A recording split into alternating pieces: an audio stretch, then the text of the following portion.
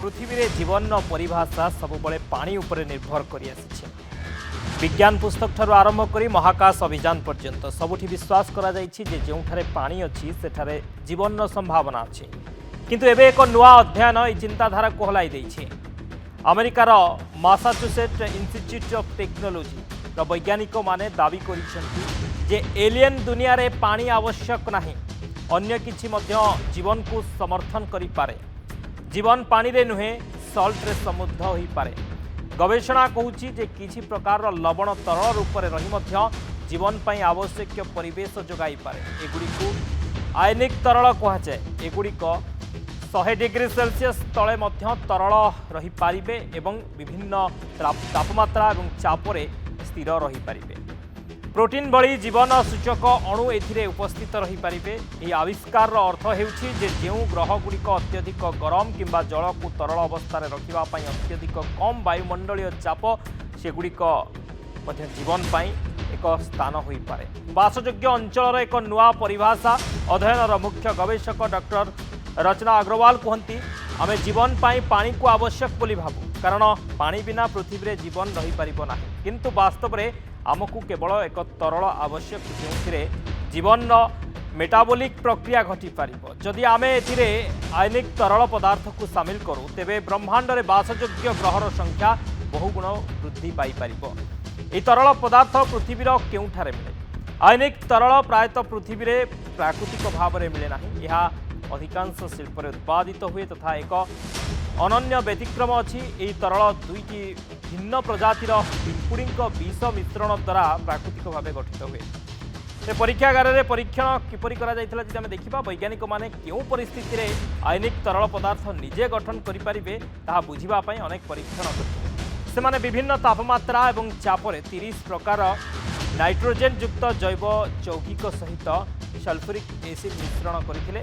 तापर एसिड बाष्पीभूत होगा समय रे आयनिक तरल पदार्थ सृष्टि हुए कि नहीं ताहा पर्यवेक्षण करथिले।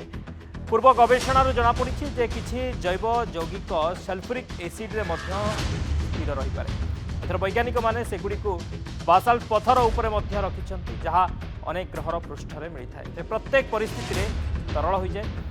अध्ययन सह लेखिका डॉक्टर सारा सिगर मध्य कहती जे आमे आश्चर्य होइथिलु जे प्राय प्रत्येक परिस्थिति रे आयनिक तरल पदार्थ सृष्टि हुए। आमे पत्थर उपरे एसिड ढालिबा किंबा यार छिद्र रे याकू भिजिबा को देबा एक बुंदा आयनिक तरल पदार्थ एबे भी रही था। यह तरल पदार्थ 180 डिग्री सेल्सियस पर्यंत तापमात्रा रे एवं अत्यंत कम चापरे गठित होइतिला जहाँ पृथ्वीर वायुमंडलीय चाप अपेक्षा बहुत कम। यह आविष्कार अर्थ हेउछि जो ग्रह गुड़िक पानी संभव नुहे सेठारे मध्य जदि सल्फ्यूरिक एसिड एवं जैव उपादान थाए तेबे जीवन भली प्रणाली गठन हो पारिबो। जोथिपाई कि वैज्ञानिक माने दाबी करिसेंती जे बिना पानी रे मध्य एलियन माने बंचुछंती। ए संपर्क में अधिक आलोचना करबा डॉक्टर चित्तरंजन मिश्र वैज्ञानिक आम सहित ऑनलाइन जोड़ी होइछंती। डॉक्टर मिश्र आपको स्वागत करुछि नंदी घोष टीवी की। डॉक्टर मिश्र पृथ्वी रे जीवन परिभाषा आम सबुले जानिछे जे जल उपर निर्भर करे एवं वैज्ञानिक माने मासाचुसेट्स वैज्ञानिक माने दाबी करुछंती जे पानी बिना मध्य संभव जीवन संभव होई पारुछि एवं एलियन माने बंचुछंती पानी बिना। एक्चुअली जीवनर मूल सत्ता हला जल बा H2O बा हाइड्रोजन ऑक्सीजन गैस रो जो मिलन होइके वाटर सृष्टि होइछ। किंतु आपण लक्ष्य करिवे सेमान जो उद्भावनटी वर्तमान करछन जो रिसर्च पेपर पब्लिश करछन अगस्त 12 तारिख रे। आज हम अगस्त 16 तारिख रे आलोचना करूचे। अगस्त 12 तारिख रे MIT न्यूज रे एटा प्रकाश पाइछि एवं एकेडमी ऑफ साइंस रो जर्नल रे अमेरिका मध्ये एटा प्रकाश पाइछि।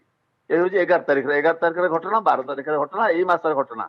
अच्छा मूल कथाटी आसिला जलटा होछि गोटे लिक्विड।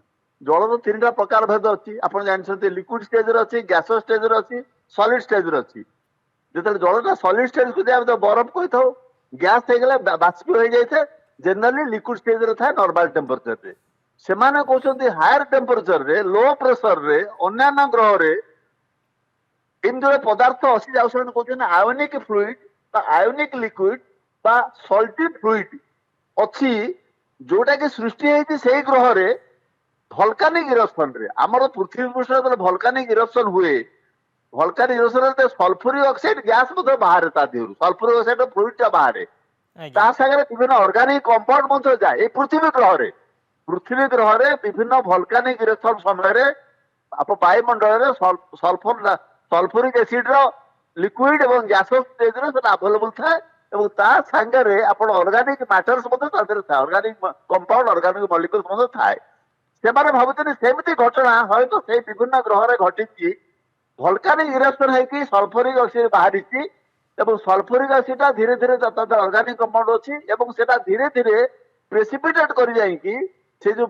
ପଥର ଦିହରେ ପଥରର କଣା ଭିତରେ ପଥରର ରନ୍ଧ୍ର ଭିତରେ ସେଇ ଗ୍ୟାସସ୍ ଷ୍ଟେଜଟା ସଲିଡିଫାଏ ହେଇଯାଇକି ଲିକ୍ୱିଡ ଷ୍ଟେଜକୁ ଅଛି ଏବଂ ସେଇଟାକୁ ସେମାନେ ଜଳ ନ କହିକି ସେମାନେ ତାକୁ କହୁଛନ୍ତି ଆୟନିକ ଲିକ୍ୱିଡ ଆୟନିକ ମାନେ ପଜିଟିଭ ଆୟନ ନେଗେଟିଭ ଆୟନ ଯୁକ୍ତ ବିଯୁକ୍ତ ଯୋଉ କଣିକା ବୋଲି ଥାଏ ୱାଟର ମାନେ ମଲିକୁଲ ଯେକୌଣସି ମଲିକୁଲ ତ ଜୀବନ ପାଇଁ ଖାଲି ଜଳ ନୁହେଁ ଜଳର ଗୋଟେ ଅଲ୍ଟରନେଟିଭ ମାନେ କହୁଛନ୍ତି ଇଟ୍ ମଷ୍ଟ ବି ଆୟନିକ ଲିକ୍ୱିଡ ବା ଆୟନିକ ଫ୍ଲୁଇଡ ବା ସଲ୍ଟି ଫ୍ଲୁଇଡ ହয়তো ଅନ୍ୟାନ୍ୟ ଗ୍ରହ ମାନଙ୍କରେ ଅଛି ଯୋଉ ସଲ୍ଟି ଫ୍ଲୁଇଡ କି ଯୋଉମାନେ ଏଲିଏନ ମାନେ ଯଦି ଥାଆନ୍ତି ସେମାନେ ସେ ସଲ୍ଟି ଫ୍ଲୁଇଡ କି ଗ୍ରହଣ କରିକି ଜୀବ ଧାରଣ କରୁଛନ୍ତି এইটা হলো তার বেসিক কনসেপ্ট সেই জলটা বা লিকুইড ওয়াটার যেটা হাই টেম্পরেচর রে সেটা প্রায় সেখানে 180 ডিগ্রি সেন্টিগ্রেড রে সেটা জল হইকি রয়েছে আমার এটি 180 ডিগ্রি টেম্পরেচর রে বাষ্পীকরণ হয়ে যাব জলটা আমার এটি 100 ডিগ্রি জলটা বাষ্পীকরণ সেটি 180 ডিগ্রি রে